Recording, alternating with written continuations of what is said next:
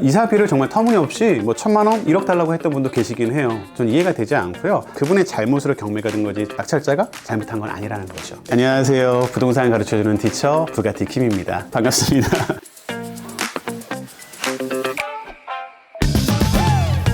특별하게 생각하지 마시고요. 기존에 저희가 집이든 상가든 건물 낙찰 받으면 거기에 원래 계시던 분들이 계실 거 아니에요. 그분들이 나가시고 저희가 사용할 수 있도록 받는 거를 명도라고 생각하시면 될 것 같습니다. 낙찰 받는 건 전체 과정의 한 10%라면 내보내고 정리하는 게 사실 90%라고 표현하기도 하거든요. 그런 의미로 명도를 꽃이라고 표현하기도 합니다. 바로 명도를 진행할 수 있나요? 사람마다 다를 수 있겠지만 빨리 정리하는 게 좋다고 저는 생각해요. 매도 먼저 받는 게 낫다고 차라리 빨리 알아보자는 거죠. 실제 저희는 낙찰 받고 잔금을 치르게 되면 대부분이 대출을 받게 되잖아요. 그때부터 이자가 납부하게 되기 때문에 그 전에 명도를 빨리 하는 게 저희한테 좀 유리하기 때문에 저는 빨리 찾아가서 명도를 진행하시라고 말씀드리고 있습니다. 상가라고 생각을 해볼게요. 상가는 낙찰받는 이유가 뭘까요? 월세 받으려는 거잖아요. 기존에 임차인이 오히려 있으면 유리할 수 있겠죠. 유명한 뭐 프랜차이즈가 있다든가 최근에 제가 저희 수강생을 버거킹 건물의 일부를 낙찰받게 한 적이 있거든요. 그럼 어떻게 될 것 같으세요? 버거킹이 쉽게 나갈 수 있을까요? 그럼 재계약하기가 되게 좋아지죠. 그래서 실제 그분은 낙찰받고 버거킹과 재계약을 했어요.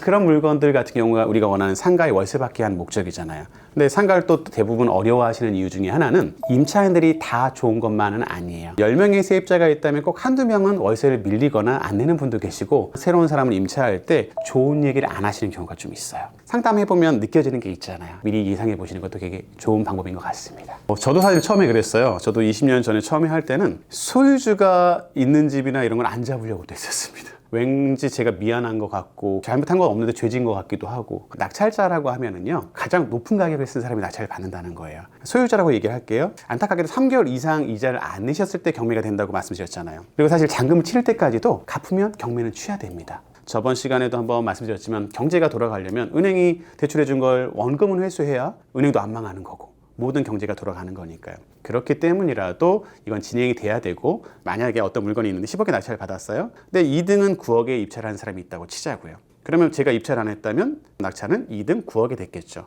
그럼 낙찰자가 나쁜 사람이라고 할 수 있을까요? 이렇게 해야 경기 흐름도 돌아가기도 하고 안타깝지만 그분도 채무를 감당하실 수 없는 상황이라면 차라리 한번 정리하시고 개인인생처럼 다시 시작하는 게 그분 입장에서 더 낫지 않을까 전 생각합니다. 어려운 거 맞아요. 쉽지 않고요. 저도 어깨 형님이라고 해서 조폭도 만나보기도 했고 조금 심한 사람도 만나봤지만 그건 극히 드물어요. 너무 걱정하지 마세요. 두려워하지 마세요. 상대방과 내가 어떻게 이해하고 말하느냐에 따라서 달라지는 거예요.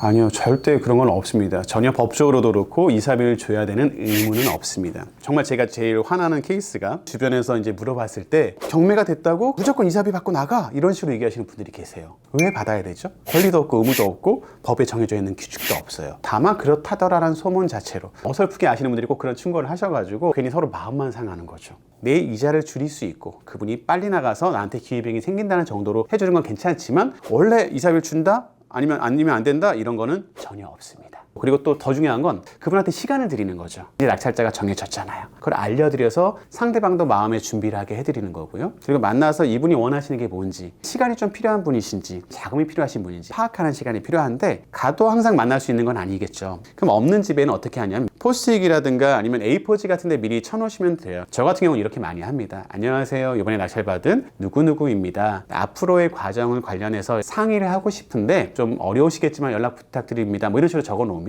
그 말 문구 하나, 느낌 하나에 그분이 대하시는 게 달라지는 거죠. 경매가 진행되는 기간 안에 수없이 많은 주변이나 부동산, 법무사, 변호사 통해 이미 조언을 구하셨거든요. 그분도. 사실은 알아요. 내가 나가야 되는구나. 안타까움을 조금 들어준다고만 생각하세요. 처음에는 절대 못 나가요. 안 돼요. 하셨다가도 얘기를 하는 과정에서 풀어지시면서 그분들도 이사 가시더라고요. 역지사지로 그분 마음을 이해해 주시면 큰 문제 없이 다 명도는 가능할 겁니다. 이사비라고 얘기를 하자면 평수 대비 강제 집행하는 비용을 얘기하면 될 것 같아요. 제가 이해해 드리려고 해도 답이 안 나올 경우도 있을 수 있어요.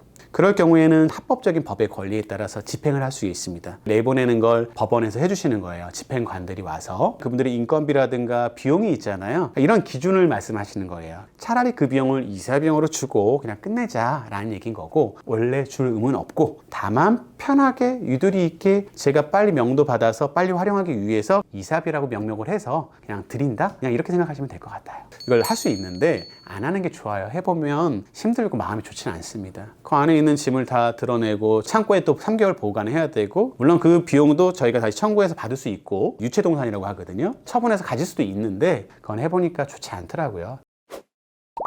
그러니까 오늘 명도에 대해서 잠깐 말씀을 드렸는데요. 마음만 열고 하시면 생각보다 처음이 어렵지 않다는 거 말씀드리고 싶고요. 앞으로도 이렇게 어렵게 생각할 수 있는 모든 부분을 쉽게 풀어드리는 부동산 경매 가르쳐주는 부가티 김이 되도록 하겠습니다. 감사합니다. 예고를 해줍니다. 인재 집행 진짜 합니다라고 법원에서 서류를 붙이고 가요. 사람이 있으면 사람한테 직접 전달해주고, 그럼 정말 어느 순간 올지 몰라요. 새벽에 올 수도 있고 아침에 올 수도 있고 저녁에 올 수도 있습니다. 자기가 집에 있든 없든 상관없어요. 열쇠업자분이 순식간에 열어요. 그리고 안에 있는 짐을 모조리 드러내세요.